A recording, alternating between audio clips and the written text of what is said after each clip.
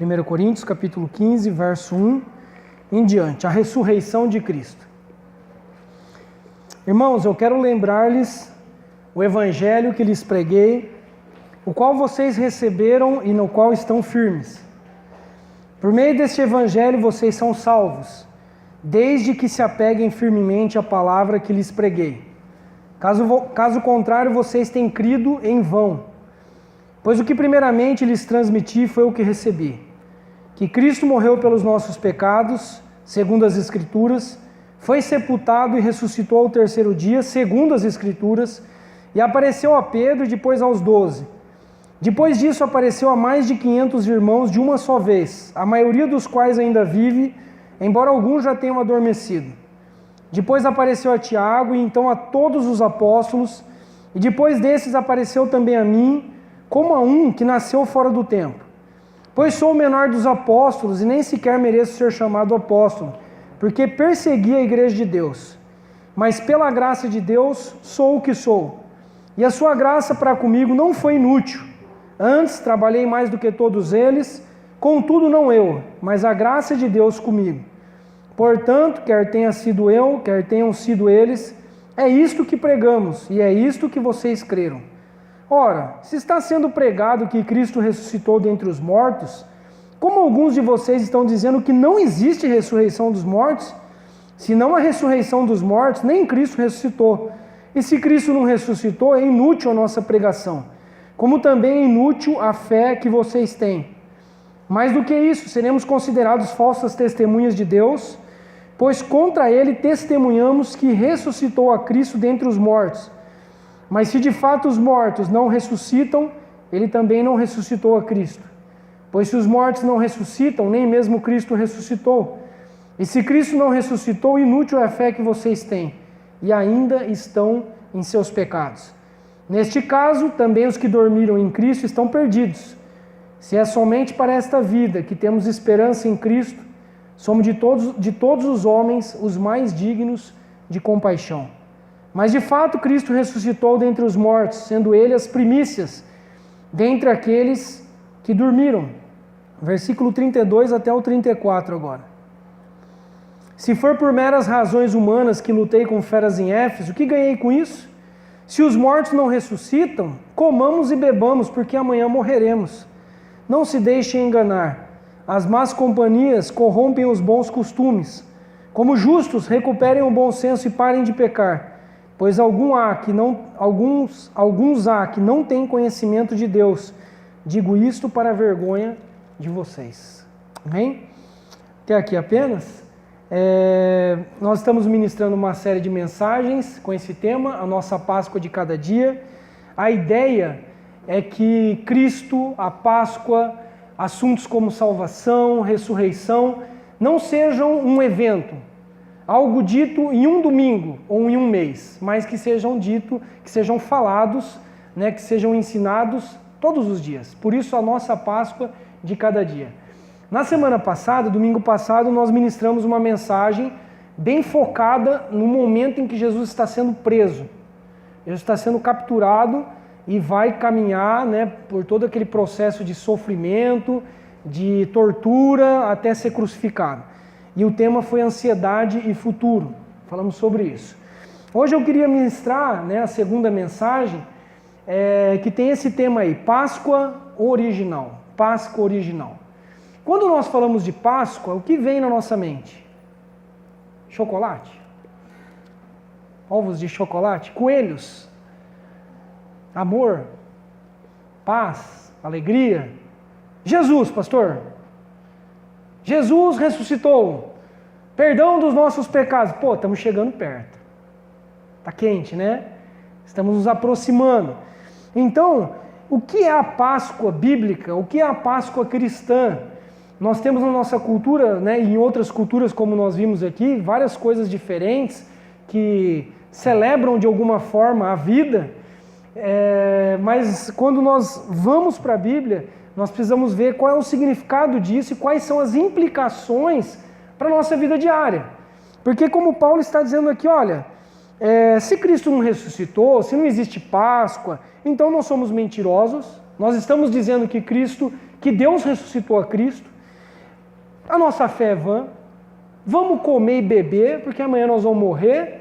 Se Cristo não ressuscitou, ninguém vai ressuscitar também. Não há esperança, a vida termina aqui e Zé fini, ou ponto final, como nós ouvimos aqui. É isso. Por que Paulo está dizendo isso no capítulo 15 de 1 Coríntios? Porque existiam alguns irmãos na igreja dizendo que não existia ressurreição. Não existia ressurreição. Tinha algumas pessoas dentro da igreja pregando isso. E Paulo está dizendo, olha, no final, né, dos versículos 32 até o 34, não se deixem enganar, irmãos. As más companhias corrompem os bons costumes. Como justos, recuperem o bom senso, parem de pecar. Porque tinha gente que dizia o quê? Já que Cristo não ressuscitou e não tem esperança nenhuma, não vai ter nenhum julgamento, vamos comer, beber e vamos pecar à vontade. Paulo está dizendo, parem com isso. Alguns estão dizendo isso porque eles não têm conhecimento de Deus. E Paulo vai dizendo que Cristo, depois de ressurreto ou ressuscitado, apareceu aos 12, depois apareceu a mais de 500 pessoas, olha o número de testemunhas. Apareceu a Pedro, apareceu a Tiago, apareceu o apóstolo depois, ao apóstolo Paulo, que era um apóstolo fora de tempo, né? Não conviveu com Jesus, mas depois de algum tempo Cristo aparece para ele também, e o chama e o vocaciona. Então é uma defesa, esse capítulo 15 de 1 Coríntios, uma defesa do apóstolo Paulo de que um pilar importantíssimo da fé cristã é a ressurreição. E Páscoa fala de ressurreição. Amém? As crianças acho que tiveram um pouco de dificuldade com essa palavra e eles falaram renascimento, né? Vocês perceberam que acho que umas 2 ou 3. Cristo renasceu. E é isso, ele ressuscitou. Ele veio dentre os mortos. Então, vamos ver algumas coisas aqui que tem a ver com a Páscoa cristã. Primeiro, a Páscoa fala sobre o quê? Salvação. Páscoa fala de salvação.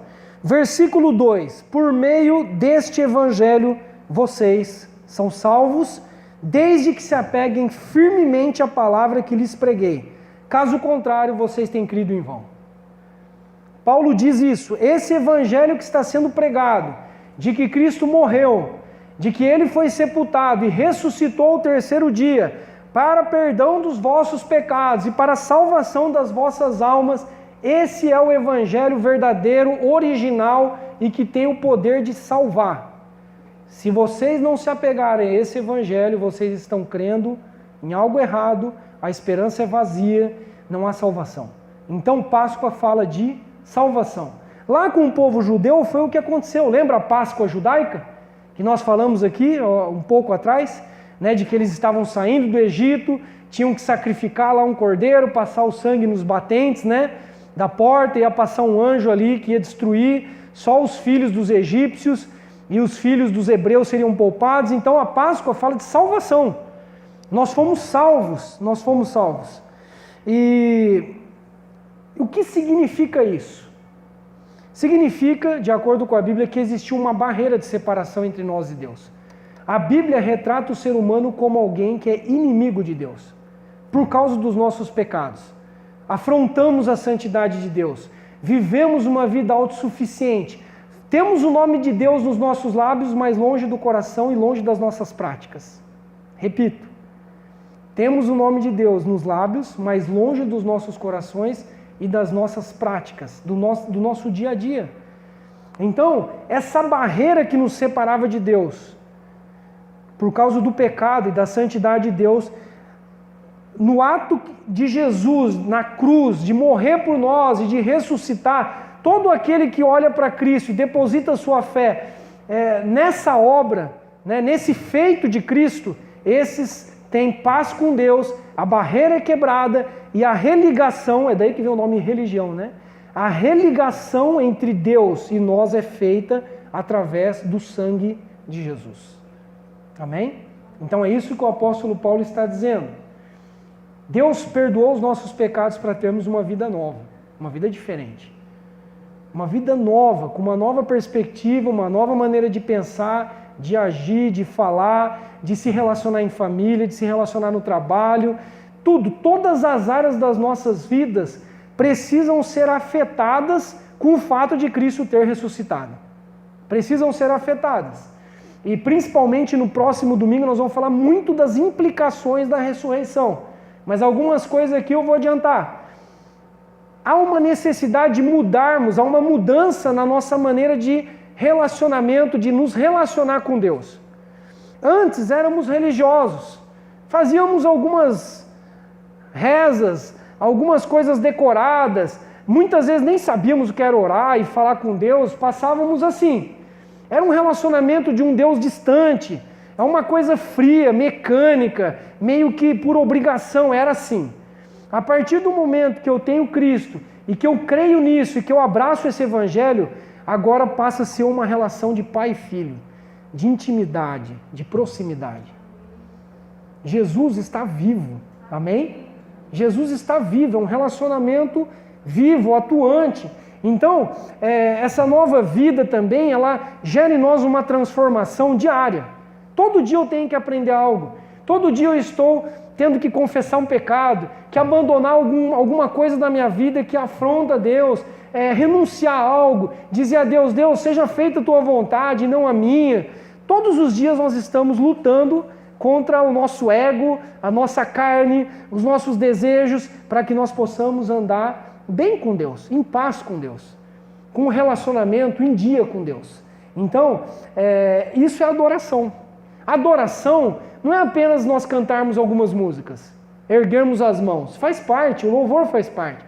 Mas alguém que adora a Deus em espírito e em verdade. Em verdade. E essa verdade é vivida no dia a dia, não só de domingo. Todos os dias nós vivemos isso. Então, também, no ato da ressurreição, o que muda no nosso relacionamento com Deus? Automaticamente nós passamos a entender que Ele é Senhor, que Ele é o autor da vida, porque Ele deu a vida dele e Ele retomou. Ninguém nunca fez isso, a não ser Cristo. Nenhum homem havia ressuscitado na história da humanidade. Essa é a diferença do cristianismo com qualquer outra religião. O cristianismo, o evangelho, afirma que Cristo é Deus encarnado. Por isso que a Bíblia diz que não há outro caminho. Ele é o caminho, a verdade e a vida. Não existe um outro intermediário. Então, nesse sentido, eu passo a entender que existe um Senhor nos céus, soberano. A gente diz isso com frequência. Deus é um só, e é mesmo. A Bíblia mostra isso, só existe um Deus, o resto é falso. E esse Deus enviou o Filho dele, que é uma das pessoas da Trindade, que também é Deus, que tem a essência de Deus, que é Cristo. E o Espírito Santo que veio depois, com a ressurreição de Cristo, quando Cristo voltou, também é Deus. São pessoas que têm a mesma essência. Então, Deus estava, na ressurreição, Ele estava reconciliando o mundo consigo mesmo. E aqueles que pregam o Evangelho, eu, você, quando nós anunciamos o Evangelho para alguém, nós estamos dizendo o que para a pessoa? Olha, você está brigado com Deus. Você precisa se reconciliar com Deus. Estou brigado com Deus, não faço nada de errado, não roubo, não mato. Não, mas você é pecador? Sou. Você entregou o teu coração a Cristo? Você renunciou à sua vida, abriu mão de tudo para que Ele vive em você? Existe uma barreira de separação. Isaías fala sobre isso, na palavra diz assim, Isaías 59:2, os vossos pecados fazem separação entre vós e o vosso Deus. A implicação mais forte desse ponto é que nós não podemos desprezar esse sacrifício, porque ele é o único meio que temos de salvação. É a tábua de salvação nossa, não existe outro meio. Qualquer pessoa que olha para esse evangelho e despreza esse sacrifício, e despreza esse Cristo que morreu, que foi sepultado e ressuscitou ao terceiro dia, não há salvação para essa pessoa. Não há salvação, não há perdão de pecados. A Bíblia diz que essa pessoa já está condenada. Há um juízo de Deus. Então, tanto isso que é verdade, abra sua Bíblia em 2 Tessalonicenses.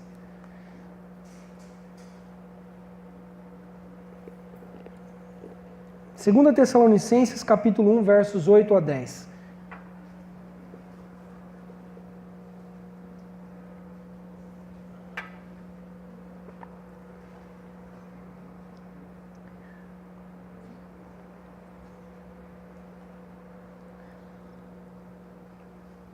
O Evangelho é a ressurreição, é um pilar, guarde isso, é o pilar, é um dos pilares da igreja. Afirmar que Cristo não ressuscitou, você pode fechar a igreja. É o pilar, é um dos pilares mais importantes da nossa fé. 2 Tessalonicenses 1, versos 8 a 10. Ele punirá os que não conhecem a Deus e os que não obedecem ao Evangelho de nosso Senhor Jesus. Eles sofrerão a pena de destruição eterna e a separação da presença do Senhor e da majestade do seu poder. Isto acontecerá no dia em que ele vier para ser glorificado em seus santos e admirado em todos os que creram, inclusive vocês que creram em nosso testemunho. Olha que forte que está escrito aqui. Aqueles que não creem estão condenados. Destruição eterna, separação eterna da presença de Deus. Isso é tão importante enfatizar na igreja, porque a igreja ao longo dos séculos sempre teve luta em relação a isso. Por exemplo, eu comentei já aqui que eu estou estudando uma matéria que fala sobre a história do cristianismo. E no início do cristianismo tinha muitas seitas, muitas coisas que retratavam Jesus como um espírito evoluído, como um grande sábio. E alguns diziam, não, ele não é Deus, ele não ressuscitou coisa nenhuma. Alguns diziam, não, Jesus não encarnou coisa nenhuma. Ele tinha uma aparência de ser humano, mas ele era só um espírito, ele não era de carne e osso. Então surgiram várias coisas. E a igreja, os apóstolos, os discípulos, aqueles que foram seguindo, tiveram que defender a fé e justificar isso.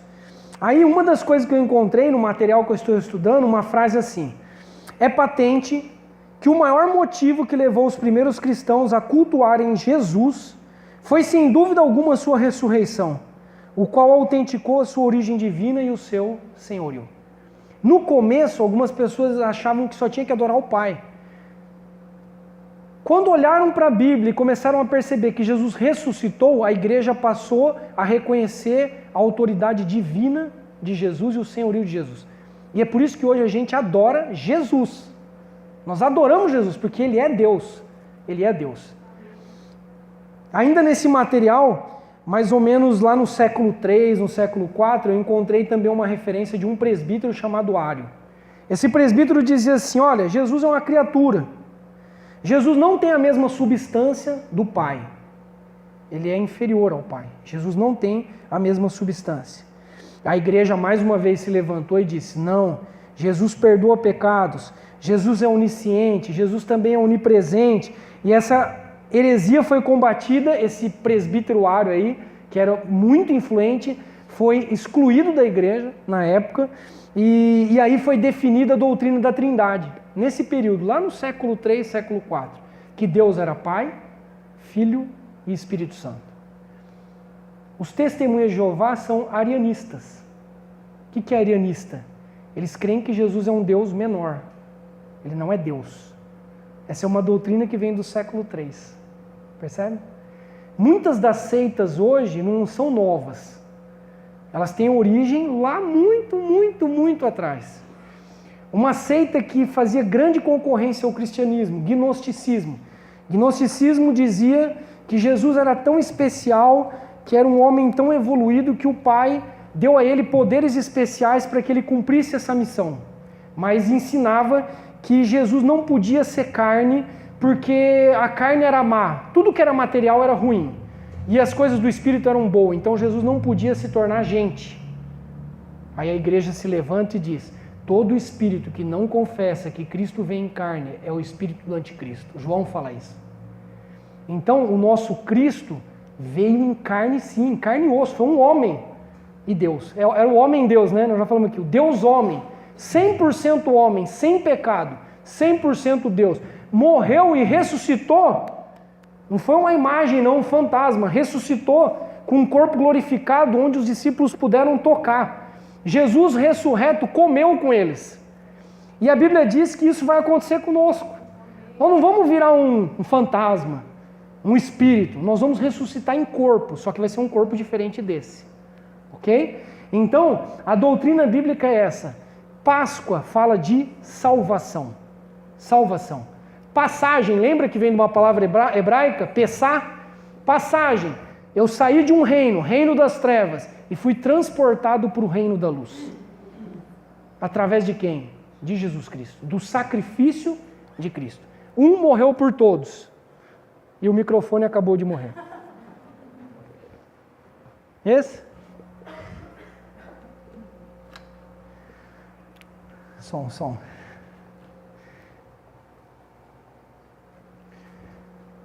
Um morreu por todos e por isso nós vivemos. Assim como através de um homem, Adão, todos morreram, a Bíblia ensina isso. Um homem, através de um homem que pecou, o pecado passou a toda a humanidade.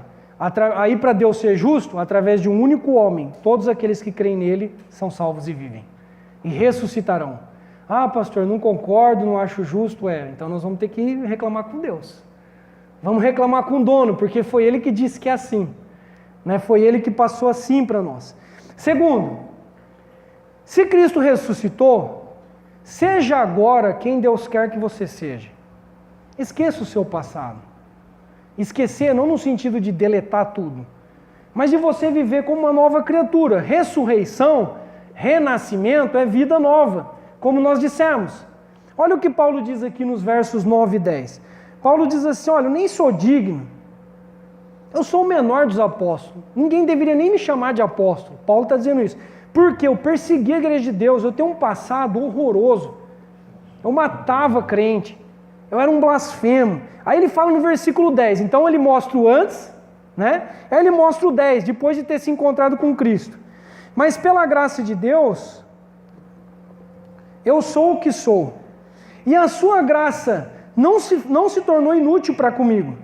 Antes eu trabalhei mais do que todos eles, contudo não eu, mas a graça de Deus comigo. Então Paulo está dizendo o que para nós aqui? Que nós não devemos continuar presos no passado. Pastor, não tem jeito para mim, eu fui ruim demais, eu pequei demais, eu baguncei demais, tal. Se você olhar para Cristo, vida nova, nova oportunidade. Você continua ainda preso no seu passado? Se você ainda continua preso no seu passado, é porque você ainda não encontrou o Cristo ressurreto. Talvez você tenha encontrado uma imagem dele distorcida. Ou você encontrou uma religião, ou você encontrou uma igreja legal, uns amigos, uns caras joia, mas ainda você não encontrou o Cristo ressuscitado. Porque quem encontra o Cristo ressuscitado consegue olhar e dizer assim, olha, eu tive um passado feio, mas hoje a graça de Deus para comigo não se tornou inútil. E agora eu trabalho, eu sirvo a Deus, eu tenho forças para seguir de cabeça erguida, porque Ele morreu por mim e Ele ressuscitou. Ele fez isso por mim. Vida nova. Amém, irmãos? Vida nova a partir de agora. A gente às vezes fica toda hora voltando. Ai, porque eu fiz isso, porque eu não sou digno, porque Jesus nunca vai me perdoar desse pecado, porque não tem jeito, as pessoas ficam lançando no meu rosto o meu passado. Vai reclamar com Jesus. Se você é de Cristo, fala, Ele já pagou minha conta, está aqui, ó, vai reclamar com Ele. Toda a dívida já foi cancelada. Não há mais condenação sobre a minha vida e a sua vida. Não há mais. Desde que nós estejamos apegados a esse Evangelho e que a gente olhe para esse sacrifício e diga, o Senhor fez por mim o que eu não podia fazer. Eu não ia conseguir fazer isso. Não tinha como eu limpar minha própria barra. Foi o Senhor quem morreu, foi sepultado e ressuscitou ao terceiro dia para que eu pudesse ter vida. E hoje eu sirvo a Deus. Hoje eu tenho um Senhor. Hoje eu posso chamá-lo de pai, porque eu fui adotado na família dele. Eu não era filho, eu estava desviado, eu estava blasfemando, eu perseguia a igreja, eu era um desonesto mesmo, um mentiroso, um profano, eu era. Mas em Cristo todas as coisas se fazem novas. Não é? Nova criatura em Cristo Jesus. A graça de Deus, irmãos, não pode se tornar inútil para nós. É como se Deus estivesse dando um presente para nós. Como que nós vamos fechar a mão? Deus está dando, é de graça, é só você crer. É só você se arrepender dos seus pecados. Está aqui, ó. É um presente que não tem como pagar, não tem outro igual. Aceita? E às vezes a gente fala, não, eu prefiro os meus presentes. Eu prefiro os meus meios, eu prefiro a minha maneira. Bem, perigoso, muito complicado isso. Então, Paulo diz, em 1 Coríntios capítulo 15, versículo 58. Olha o Paulo agora alcançado pelo Cristo ressurreto. Sejam sempre dedicados à obra do Senhor, pois vocês sabem que no Senhor o trabalho de vocês não será inútil. Temos um homem que trabalhava para perseguir a igreja, mas agora ele está dizendo que trabalha para o Senhor e que esse trabalho não é inútil. Mudou muito, mudou muita coisa. Então Páscoa também, irmãos, fala de mudança de vida. Mudança tem que mudar a vida. Se eu me encontrei com esse Cristo, tem que mudar, a cada dia eu tenho que estar sendo transformado, renovado no meu entendimento, né? Amadurecendo na fé, crescendo no entendimento bíblico. Todo dia eu estou renascendo, crescendo novamente, né? Avançando com Deus. Aproveite a oportunidade. Aproveite a oportunidade. Deus está te dando vida nova. Vida nova. Ninguém ofereceu isso, nunca ninguém ofereceu isso. Essa nova oportunidade. Falou, eu vou passar uma borracha, vou perdoar os seus pecados, vou lançar seus pecados no esquecimento. Estou comprando a tua vida com o meu sacrifício, com aquilo que eu fiz. É só aceitar. É só colocar a mão. É só entregar, mas a gente fica com medo, muitas vezes. É a ressurreição de Cristo que garante a minha ressurreição e a sua. Paulo diz isso, que se Cristo não tivesse ressuscitado, ninguém aqui ia ressuscitar. Não tem esperança para nós. Vamos comer, beber, fazer festa, vai morrer aqui, vai para debaixo da terra, que nem a gente fala, e acabou. Mas Paulo está dizendo que, olha, essa é a garantia. Se ele ressuscitou, vocês também vão ressuscitar. Vocês vão ressuscitar. Essa é a nossa esperança. Por isso que o velório de um cristão é diferente. A morte de um filho de um cristão é diferente. Dói, nós choramos, nós ficamos de luto, sim, mas há uma esperança. Há uma esperança que acontecerá uma ressurreição. Uma nova oportunidade de reencontrar. Essa é a esperança. E não é uma esperança assim no vácuo, no vazio. É uma esperança baseada em promessas de Deus. Baseada em testemunhas. Né? Algo concreto, algo que as pessoas viram acontecer. Cristo jamais poderia prometer para nós a ressurreição se ele não tivesse ressuscitado. Ele é o primeiro, as primícias, o primeiro fruto. Ele abriu, né?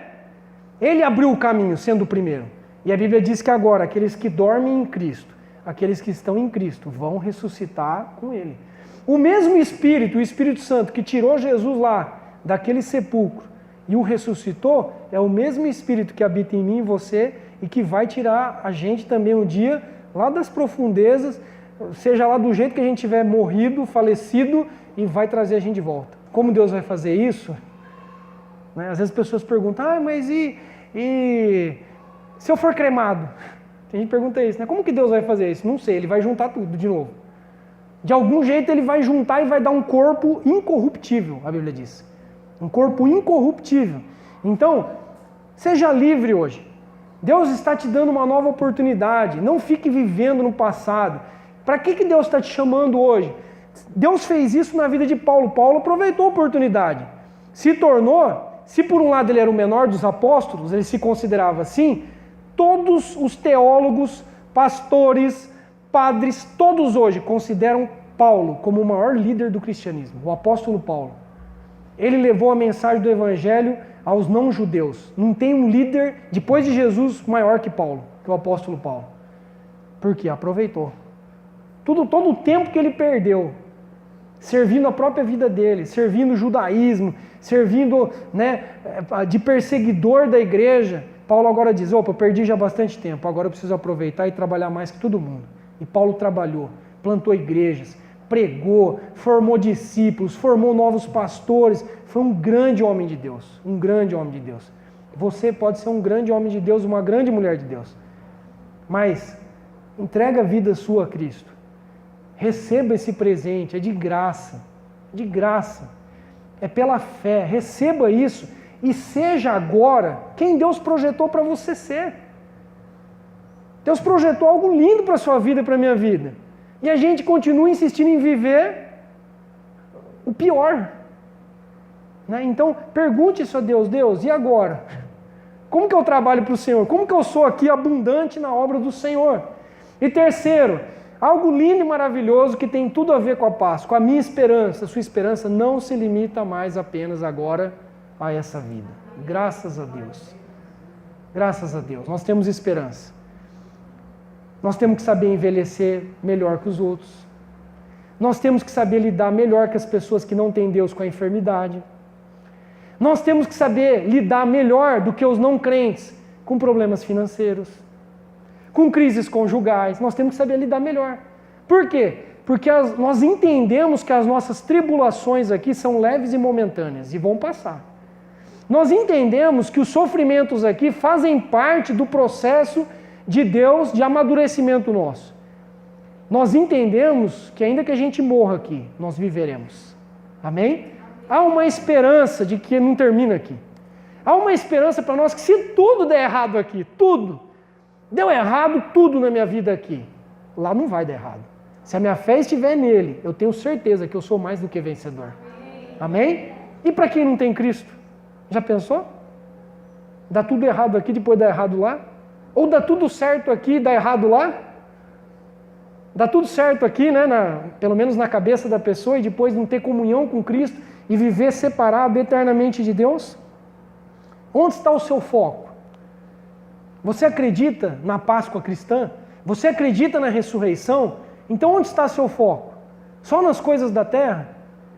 Quais são as nossas preocupações? Só comida? Se eu vou ter emprego? Se eu vou conseguir trocar de carro? Se eu vou ter a casa própria? Só isso a nossa preocupação? É muito pequeno. É muito pequeno para alguém que diz ter o Cristo ressurreto vivendo na sua vida. São coisas importantes e Deus sabe que são e Deus acrescenta. Só diversão? A gente só está preocupado com diversão? Conforto? Só isso. Paulo diz que se a nossa esperança, versículo 19, é somente para essa vida, nós somos os mais dignos de compaixão. Olha o que ele está dizendo, vocês são uns coitados. Paulo está dizendo, vocês são uns coitados. Se a esperança de vocês for só aqui, meu Deus. Então isso precisa ser muito falado, porque a gente também hoje só pensa na terra, não pensa? As igrejas ensinam isso, só fica ensinando prosperidade na terra, se dá bem aqui, e você ser cabeça e não cauda, e você ser patrão e não empregado, e conquistar, e toma posse, e avança, só na terra. Nós estamos conquistando a terra e perdendo o céu, irmãos. Não estamos aqui para conquistar a terra, nós estamos aqui para passar. Páscoa, passar. Nós estamos como peregrinos, passando. O nosso tesouro, a nossa glória, a nossa vitória não é aqui. Não é aqui, definitiva, não é aqui. Então, que bom que nós temos esperança. Vai doer que nem qualquer outra pessoa. Nós vamos chorar, nós vamos ficar ansiosos, nós vamos sofrer como todo mundo está sofrendo as crises aí. Nós vamos sofrer com a corrupção, nós vamos sofrer com a perda de um ente querido, nós vamos, mas nós temos esperança. Nós temos esperança. E é essa esperança que nos ajuda a consolar uns aos outros. Não é? De a gente chegar e falar, irmão, estou vendo que o irmão está triste, né, que você está triste, mas olha, Cristo está com você, vamos continuar. Cristo ressuscitou, Cristo está vivo, Ele prometeu caminhar com você para sempre. Vamos lá, e não anima? E não é uma promessa falsa, não é uma conversinha assim só para, né? Não, é algo que é bíblico. Nós precisamos nos encorajar uns aos outros com essas palavras. Paulo diz isso, olha, não pensem que Cristo está demorando para voltar. Tem alguns que estão desanimando no meio do caminho, dizendo, Jesus não vai voltar mais não. Né? Essa conversa aí é de 2000 anos atrás, até agora não aconteceu. Não, a Bíblia diz, olha, enquanto o dia não chega, encorajem uns aos outros, orem uns pelos outros, aconselhem uns aos outros, né? Se fortaleçam, não entrem em conversa errada. As más companhias corrompem os bons costumes. Paulo está dizendo isso. É fato, Cristo ressuscitou. Cristo ressuscitou. Amém? Então essa é a nossa fé, essa é a nossa esperança. Onde estão as suas maiores afeições? O que faz teu coração? É um bom sinal para a gente ver se a gente realmente está com Deus ou não, né? O que faz assim, que quando você conquista, para você é a maior alegria do mundo. São as coisas mesmo assim, celestiais, ou assim, o que mais te alegra é quando você consegue, né? O pastor tem lá o fundo de garantia, os fundos inativos, né? E eu recebi lá, eu fui na Caixa Econômica lá e tinha lá um dinheiro para mim. Cara, você nunca se alegrou tanto que nem com Cristo, numa oração. Tá estranho. Tá, é para você ficar alegre? Pô, lógico. Graças a Deus, um dinheiro que eu não estava esperando, tá lá no banco e tal. Mas se eu me alegro mais com isso do que no momento de louvor, no momento de oração, no momento... Tá, alguma coisa não está batendo. Não está batendo. Foco errado, irmãos? Infelicidade e vazio. Guarde isso. Foco errado? Infelicidade e vazio. Correr atrás daquilo que o vento vai espalhar, que a ferrugem vai destruir, que os ladrões vão roubar, infelicidade. Então, a nossa alegria, a nossa paz está em Cristo. Amém? É cristocêntrica. Cristo está no centro e Ele vive. A ressurreição, como eu disse, é a garantia da nossa ressurreição e o estabelecimento de uma esperança que é superior, que não se limita apenas a essa vida. Tudo isso, irmãos, confirmado com um grande número de testemunhas. Se entre nós homens, imagina que você bateu o carro aí ou alguém bateu em você, se tiver 2 ou 3 testemunhas que foi lá e falar, eu vi o fato, ele que estava errado ou ela que estava errado, não vale como testemunha? Agora aqui tinha 500, tá? 500 viram ele ressuscitado, fora os outros, né? Então isso no direito, né, isso na advocacia, não tem mais prova do que essa. Outra prova também de que Cristo ressuscitou. Todos os discípulos que vieram depois e que tiveram essa esperança, pagaram com a própria vida essa fé e esse evangelho. André morreu crucificado numa cruz em X. Pedro crucificado de ponta cabeça. Um dos imperadores romanos, quando foi crucificar Pedro, Pedro falou, não, de cabeça para cima não, igual o meu Senhor não, eu não sou digno, igual Jesus não, de cabeça para baixo. Morreu crucificado de cabeça para baixo. Paulo, decapitado, não foi crucificado porque era cidadão romano. Matias, que substituiu Judas, queimado numa fogueira. E assim vai. Você acha que esses homens iam pagar com a vida, sem ter certeza do que eles criam? Sem ter visto Cristo ressuscitado? Você acha que Paulo ia até o fim sofrer tudo que ele sofreu, sem ter realmente tido um encontro com Cristo lá na estrada, no caminho de Damasco? Então é uma esperança, irmãos, que faz a gente perseverar. Percebe? Que faz a gente lutar com qualquer coisa, com qualquer gigante, com qualquer demônio, com qualquer circunstância diversa. Né? A ressurreição nos faz assim, humanos, lógico, mas pessoas que avançam, que não se entregam, que não se curvam de jeito nenhum. Que não se curvam. Quantos e quantos cristãos que acreditavam nisso, no início da caminhada, e que foram mortos. Ainda dentro dessa disciplina aí que eu estou estudando, uma outra coisa, que tem uma unidade que fala sobre a perseguição do Império Romano aos cristãos. E o autor, o professor, né, da matéria diz assim, para a igreja desse período, a ressurreição foi sem dúvida o impulso maior à perseverança e à fidelidade ao caminho da cruz. Muitos foram crucificados, muitos cristãos. Por quê? Ressurreição. A coluna era essa. Eles pegavam um cristão, jogavam lá nas arenas, em Roma, no Coliseu. Soltavam os leões, morrendo de fome. Os caras cantavam. Tem que crer, tem que ter uma esperança maior, não tem? Os caras não negavam a Cristo, não.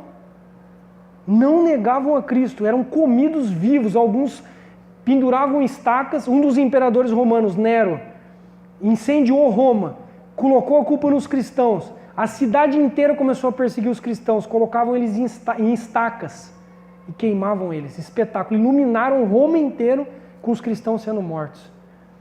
Qual que era a fé deles? A fé de que Cristo venceu a morte. Eles estavam dizendo, pode queimar a gente. Quer dar para os leões? Pode dar. Nós vamos viver de novo. Amanhã nós estamos aqui de novo. Era isso a fé deles. E a gente, irmãos, às vezes eu penso, como eu sou mole. Eu penso às vezes, falo, Jesus, eu tenho vergonha. Às vezes eu tenho vergonha. Eu falo, Senhor, é um probleminha desse, eu estou assim, desse jeito, não estou dormindo. Senhor, me ajuda a ter mais fé, me dá força, me ajuda a ter esperança, Deus. Senhor, uma gripe, eu estou assim desse jeito, desesperado. Senhor, uma conta que eu não consegui pagar por causa de uma crise, eu estou assim desse jeito. Deus, tem misericórdia de mim, Senhor. Tem misericórdia de mim, me ajuda a ter mais fé.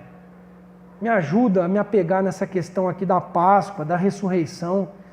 Jesus disse que o último inimigo a ser destruído é a morte. Cristo já venceu a morte e nós venceremos. Aleluia. Amém? 1 Coríntios capítulo 15, volta um pouco aí, versos 53 a 55.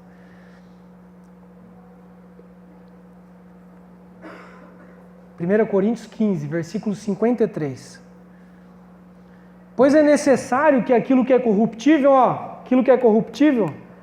que se estraga, que fica doente, que morre, é necessário que aquilo que é corruptível se revista de incorruptibilidade, e aquilo que é mortal se revista de imortalidade. Quando, porém, o que é corruptível se revestir de incorruptibilidade, e o que é mortal de imortalidade, então se cumprirá a palavra que está escrita: a morte foi destruída pela vitória. Onde está a morte, a sua vitória? Onde está a morte, o seu aguilhão? O aguilhão da morte é o pecado, e a força do pecado é a lei. Mas graças a Deus, que nos dá a vitória por meio de nosso Senhor Jesus Cristo. Portanto, meus amados irmãos, mantenham-se firmes e que nada os abale. Sejam sempre dedicados à obra do Senhor, pois vocês sabem que no Senhor o trabalho de vocês não será inútil. Onde está a morte, o seu aguilhão, a sua força? Você foi vencida. Preguei uma mensagem aqui uma vez que falava que o dia que a morte morreu, o dia que a morte morreu, o dia que Cristo ressuscitou, acabou a força da morte. Acabou a força da morte. Então, irmãos, continuem firmes. Fique tranquilo, a luta vai acontecer. Talvez não nesse nível, né, do leão comer, de botar fogo, né? Amém, ainda bem que Deus está pegando leve, né? Mas se prepare até para as piores consequências. E saiba disso, que a sua esperança está no além. A sua esperança está no porvir, na eternidade. Para finalizarmos, você busca quem? O Jesus morto ou o Jesus vivo? O Jesus lá da cruz, o Jesus sem força, que foi crucificado em fraqueza? Ou você busca o Jesus ressuscitado? Ele morreu? Morreu sim. Foi como ovelha ao matadouro? Foi sim. Só que a Bíblia diz que hoje os olhos dele são como chamas de fogo. A Bíblia diz hoje que ele é juiz, que todo nome, toda língua, toda potestade, principado, tudo está debaixo da autoridade dele. Ele é Senhor sobre os céus e a terra. Ele venceu a morte, ele tomou de volta a chave, aquilo que havia sido perdido e entregue por nós. Jesus tomou de volta, ele é Senhor. Amém? Siga o Cristo ressuscitado. Não siga um Deus morto, um Deus que não te dá nenhuma esperança, um Deus que é pequeno e que não pode fazer nada por você. O Deus relatado na Bíblia é poderoso, é Senhor dos senhores, é Rei dos reis. Amém? É o leão da tribo de Judá, como a gente diz, é vencedor. Então, o morto, aquele que está morto, aquele que está desanimado, aquele que está quebrado, viva a Páscoa cada dia na sua vida. Viva essa realidade, viva como um vencedor, viva com o seu coração, com essa promessa de que Ele voltará para te buscar. Não procure Deus nos lugares onde Ele não está. Os discípulos, lá em Marcos capítulo 16, versículo 6, foram até o sepulcro e ficaram lá olhando. Ixi, morreu, está vazio. Aí aparece um anjo e fala: o que vocês estão fazendo aqui? Estão procurando o mestre. Vocês estão procurando entre os mortos aquele que vive? O anjo disse isso para eles. Vocês estão procurando Cristo nas coisas desse mundo que matam? Você está procurando Cristo nas finanças? Você está procurando Cristo em ser reconhecido aqui? É isso? Está procurando no sepulcro que já morto, vazio. Vazio. Então, vamos seguir o Cristo ressuscitado, que está acima dessa terra, que está em outro nível, que está entre nós, que está em nós, mas alguém que vive para sempre e que está sempre, sempre até a consumação dos séculos, nos fortalecendo e dizendo: olha, eu também passei por aflições, eu também sei o que vocês estão passando, eu me identifico com vocês, mas tende bom ânimo, eu venci o mundo. Eu venci a morte e vocês vão vencer comigo. Quem tiver comigo, quem tiver com o Evangelho, vencerá comigo. Amém? Essa é a nossa esperança. Não dá para dormir mais tranquilo? Não dá? Por isso que Jesus disse, né? Basta cada dia o seu próprio mal. Jesus disse, não andeis ansiosos com coisa alguma, lance a ansiedade até mim, porque eu tenho cuidado de vocês. Eu cuido de vocês. Fica tranquilo que eu guardo a mente e o coração de vocês em Cristo Jesus. O nosso Deus é vivo, atuante, e um Deus de coisas novas. Não viva no passado. Amém?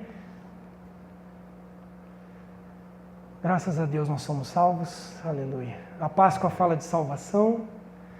Graças a Deus. Hoje eu posso ser quem Deus projetou para eu ser.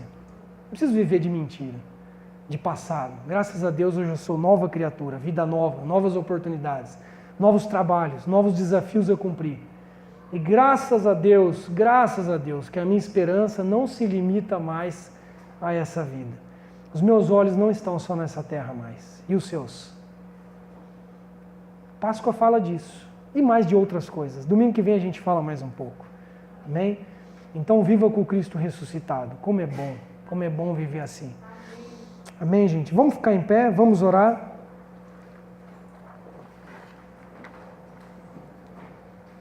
Páscoa fala de alegria, lógico. Que notícia é melhor do que essa? Páscoa fala de paz, lógico. A barreira de inimizade que existia entre nós e Deus foi quebrada. Amém, paz. De esperança, sim. De ressurreição, sim. De vida nova, sim. Ressurgimento, renascimento, como você queira chamar, sim. De que eu vou morrer, mas vou viver, sim. Aleluia. Não vai acabar aqui. Que bom. Que bom. É bom viver aqui na terra. É bom. Mas também a gente passa cada uma, né? Melhor saber que nós vamos viver uma vida sem dor, sem lágrima, sem enfermidade, sem choro, sem morte. Uma outra vida lá, naquilo que Deus tem prometido para nós. Peça a Deus para Deus renovar a sua esperança. Talvez você entrou aqui e você tem procurado Jesus nos lugares onde Ele não está mais, morto. Fala, Deus, sopra vida sobre a minha vida, sopra vida sobre a minha ansiedade, sopra vida sobre essa área da minha vida que está congelada, está paralisada. Eu estou que nem um morto, eu estou que nem um zumbi vivendo no automático. Fala, Deus, sopra. O Cristo vivo está entre nós. Nós estamos reunidos